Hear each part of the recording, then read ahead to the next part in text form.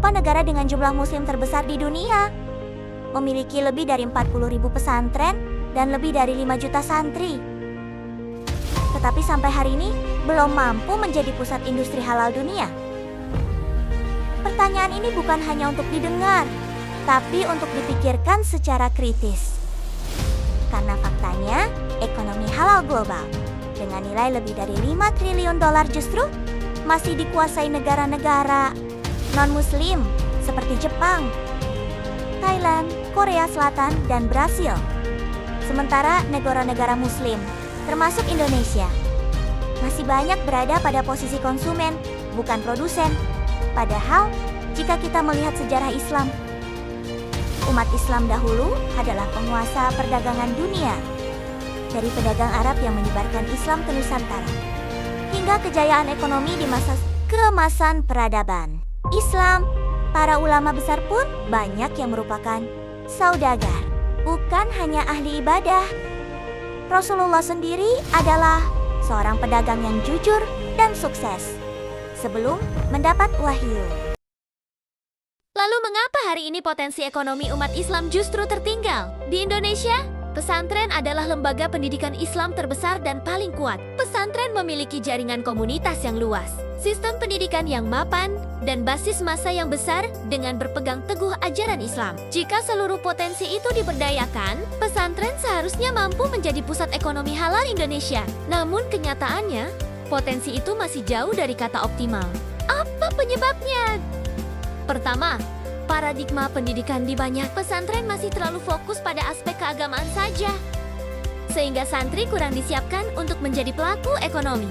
Ilmu agama dianggap mulia, sementara dunia usaha dianggap urusan sampingan.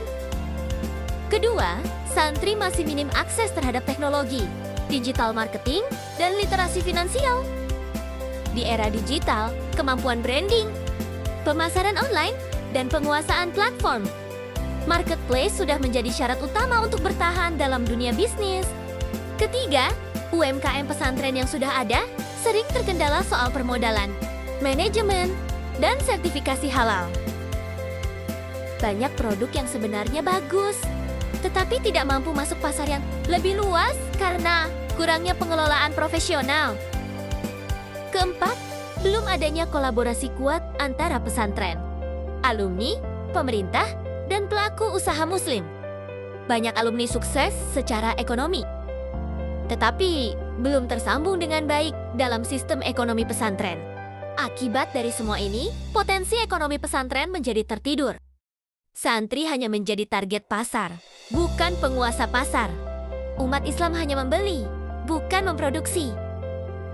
Padahal, peluangnya sangat besar.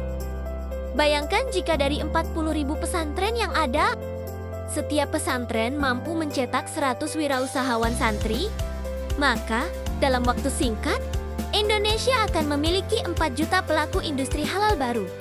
Ini bukan mimpi kosong, tetapi peluang nyata yang bisa diwujudkan. Apa yang harus dilakukan? Pertama, menghidupkan koperasi pesantren sebagai pusat distribusi dan produksi halal. Koperasi bisa menjadi rumah ekonomi bersama yang dikelola secara profesional. Kedua, memasukkan pelatihan kewirausahaan, ekonomi digital, dan skill bisnis ke dalam kurikulum pesantren. Santri perlu dibekali kemampuan nyata untuk berkompetisi.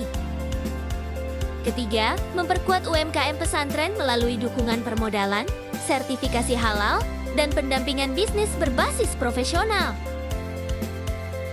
Keempat, membangun ekosistem ekonomi yang menghubungkan pesantren dengan alumni, pemerintah, investor, dan pengusaha muslim. Kelima, memanfaatkan teknologi digital sebagai sistem pemasaran dan distribusi. Marketplace halal harus bergerak masif, bukan hanya konsep di atas kertas. Keenam, menanamkan mindset bahwa berdagang adalah sunnah, rasul, dan bagian dari jihad ekonomi umat. Tidak ada yang bertentangan antara agama dan ekonomi. Keduanya justru saling mendukung. Dukung ekonomi pesantren. Cintai produk halal. dan bersama kita wujudkan kejayaan ekonomi syariah di Indonesia.